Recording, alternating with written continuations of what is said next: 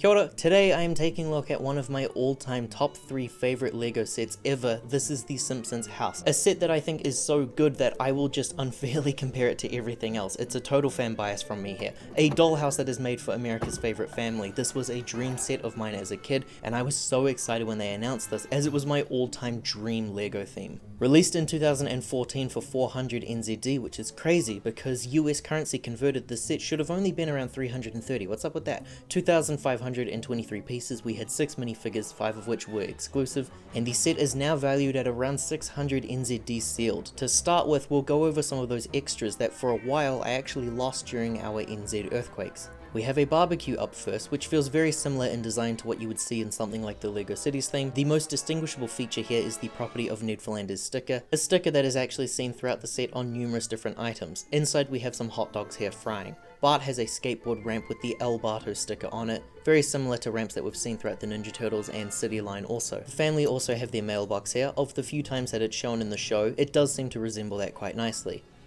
Marge has a wheelbarrow with a potted plant inside. The back of the wheelbarrow here indicates that this is yet another borrowed item from a nice neighbor. I have the potted plants here at the front of the house. Finally, we have these lawn chairs, which reminds me of Squidward's accessories in the SpongeBob Pineapple set. I don't know when the Simpsons family would ever use these. Our first major build comes in the form of Homer's family sedan. I really like it, though it's definitely dated by some of today's standards. Needs a lot of smoothing here to be done. Some key details that we have here, the dents that have never been fixed at the front of the car here, the bent up radio aerial, the Trackstar 8-track radio, and enough room to fit a couple of minifigures as well. The doors can open, which is possibly something that they would change if they were to bring it back into the modern day now.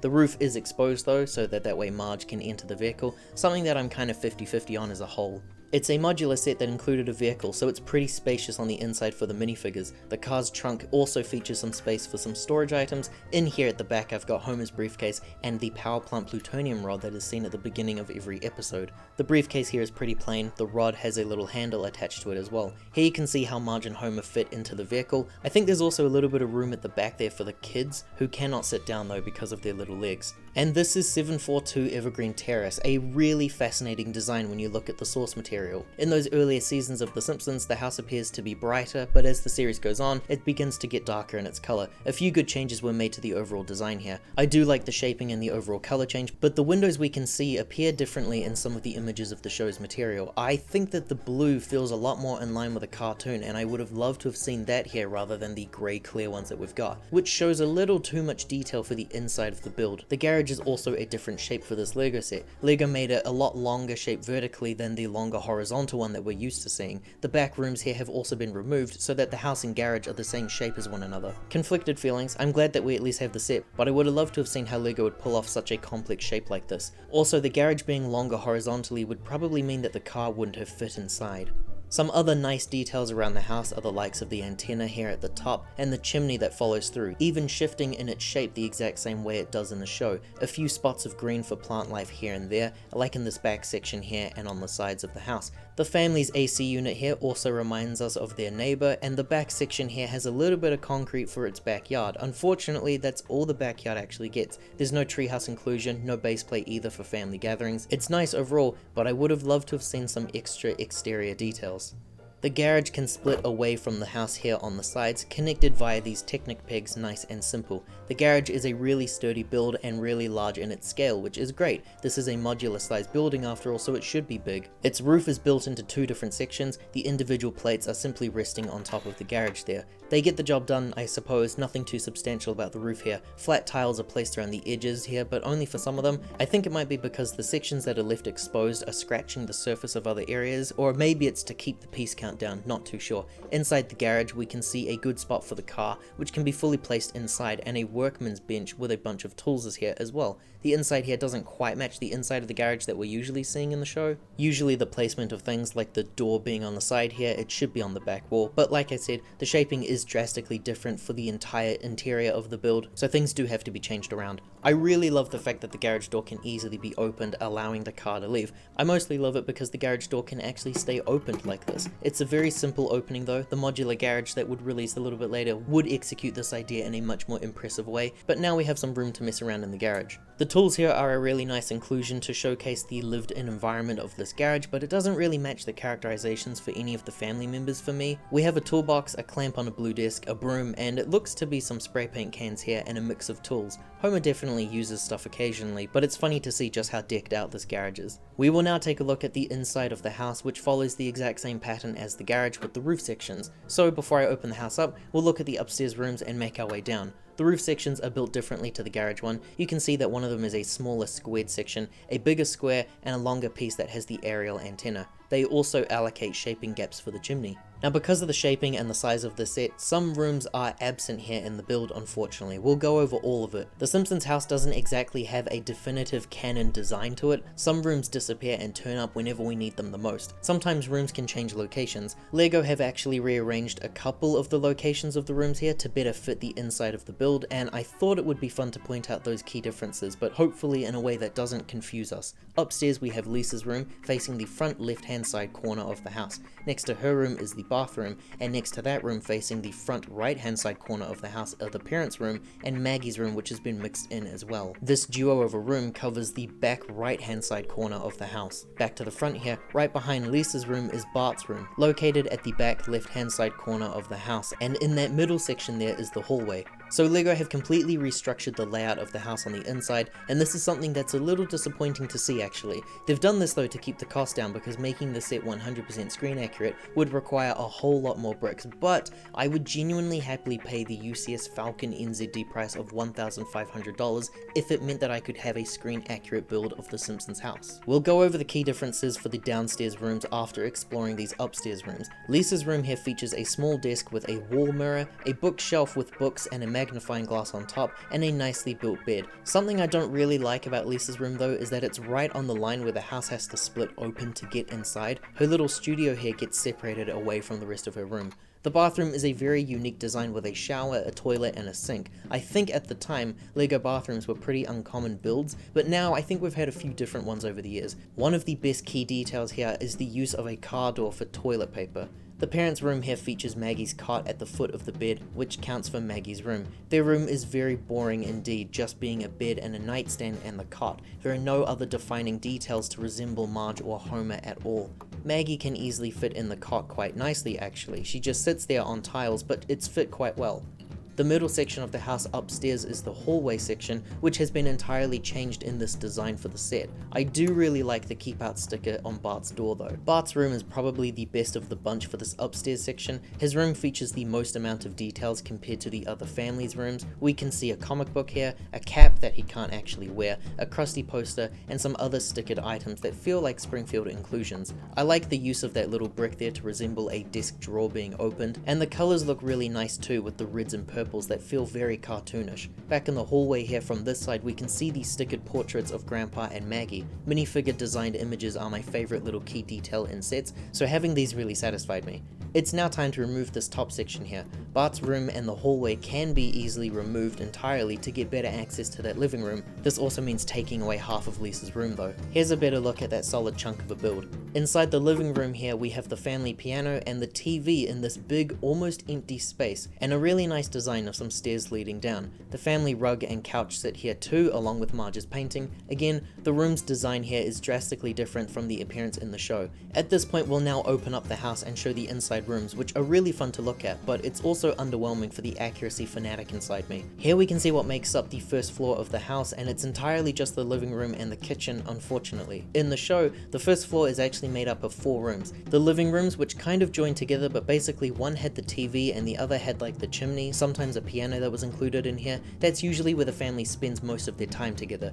The other side there features the kitchen and the dining room where they would spend their evenings. LEGO have shortened the living room by including the piano and making the 2 rooms just one long one, and the dining room has been completely skipped over. I guess the bedrooms only needed to be as big enough for the individual, but the main rooms here need to be big enough for multiple minifigures, and it's a bit tighter on the size scaling here. And we can see that the layouts have been messed around with as well. This front right corner section of the house should be the living room, and that should go all the way to the back of the house there, while the kitchen should take up the back left hand side corner, and the dining room should take up the front left hand side corner. The rooms here have been completely swapped over. Back to that living room, we have a small piano chair and a really nice build for the grand piano. I love the use of the grill pieces being used for the keys, which is a technique seen in other sets besides this one. Fits quite nicely in this space over here. I'll remove this beam here and take take a look at the living room from a front perspective. Another key change here is the fact that the stairs are right on the side of the room. They should be in the hallway that's not actually included in the set. I like the look of that vacuum cleaner build, made out of a droid's body with a handle at the top there, and the TV is a different design that's compared to that Dimensions one. The family here is watching Itchy and Scratchy, but I think I like the LEGO Dimensions one more because the color matches that source material better. Let's talk about the couch. One of the most famous moments from television history, I would argue, is the couch gag. The couch is really nice. There's been a few toy lines in the past to build on this idea, and it matches those in style. On the back though, we can see the exposed colors. Interesting, but here's the thing. The couch, in order to look more appealing to us, uses some flat tiles, which makes seating the figures a little bit tricky because they'll just keep moving around too much. Removing those tiles now, I tried to get as many family members as I could on the couch. I think it's unrealistic to think that the entire family could fit on here and still make it this size and scale, but it's a shame that that's the reality of things. I really wish that LEGO had just used brown pieces throughout so that people could easily remove these tiles if they wanted to and have the family actually sitting down.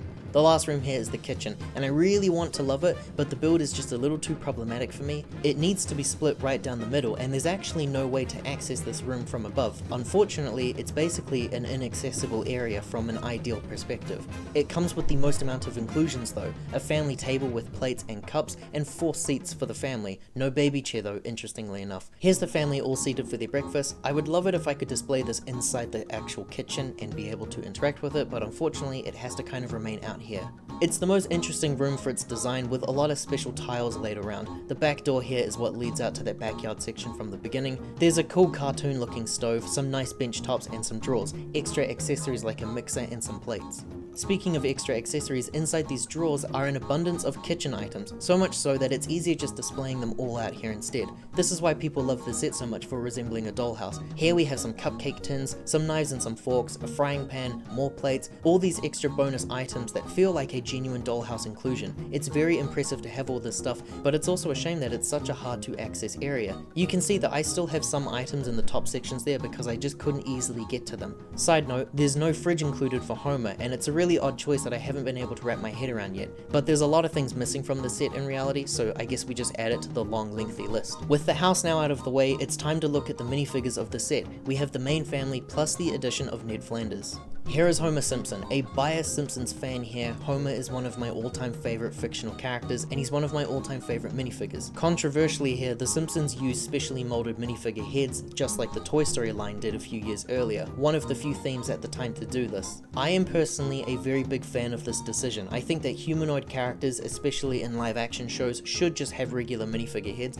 but I love cartoon characters having specially molded heads. It feels more cartoony to me, just on a personal note.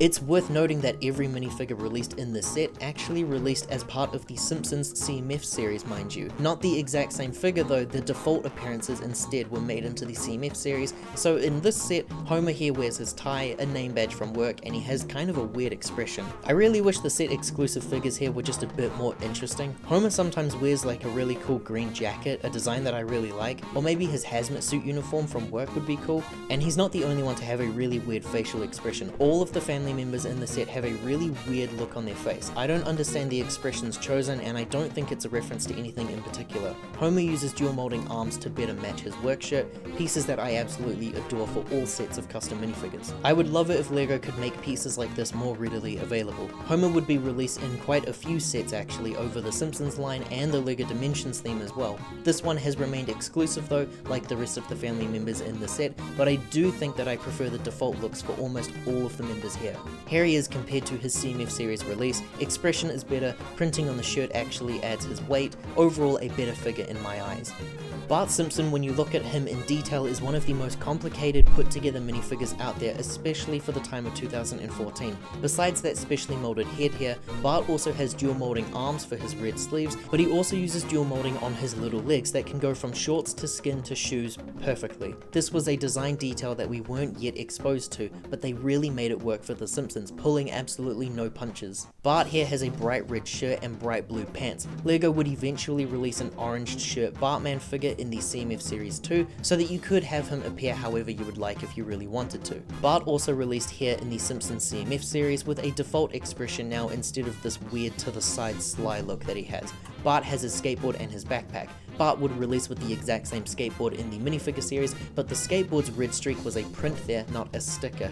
Interesting. Now Lisa here is a variant that I actually do enjoy just as much as her default appearance. I believe this would be a genuine expression of hers. She includes her homework as an extra accessory, which I always thought was included in the CMF series figure. Like Bart, she also uses some very complicated parts for her legs, where it goes from skirt to skin to shoes, but her actual felted skirt is covering that design. Uses the exact same pieces in the CMF series. She has her famous pearls printed onto her torso, but she is missing her saxophone, which was included as her accessory in the CMF line. Her CMF counter self appears in default appearances, but no other changes were made, very similar to how Bart appears. I think Marge is probably the most different compared to her default look from the CMF series. I have her here holding one of the two glasses that came with the lawn chairs. She again features this weird sly expression which doesn't feel in character at all, but she comes with an apron that's been printed onto her torso and her felted skirt. The skirt included is a textiles piece which wraps around the legs nicely. She is a very colourful figure and I think that the hair is executed perfectly. Here she is compared to her CMF likeness, and you can see those key differences made with the expressions and the skirt piece. Like the other family members, I wish the expressions were different.